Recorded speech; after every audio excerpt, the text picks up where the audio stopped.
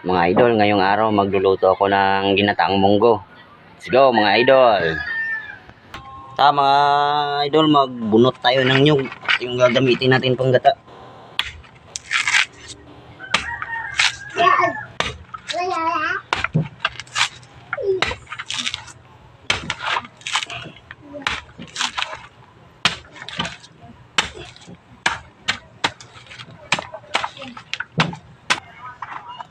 Dito sa probinsya mga idol, kailangan mong maging madiskarte.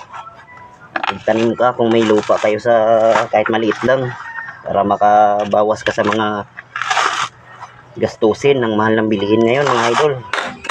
Magkagod tayo mga idol para makapaggata na tayo sa ating ginataang munggo. Mga idol, iniiwan ko na yung panghalo natin sa ginataang munggo, ang walang kamatayang kalabasa. Ang dami kasing bunga nung tinanim ko doon sa labas, may kural. Mga lods, magluto na tayo. Nagisa ko na. Ilagay na natin yung kalabasa.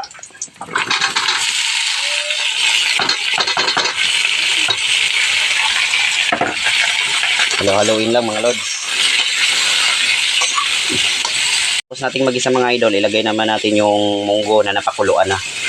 Yan, napakuluan ko na yan mga idol, kaya nakabuka na para mabilis na lang maluto.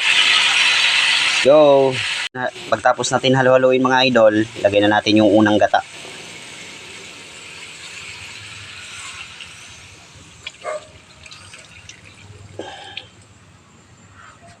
Kumukulo na mga idol, ilagay naman natin yung dahon ng alugbate galing sa ating mini garden. Let's go! Tapos imikos-mikos lang natin yan mga idol.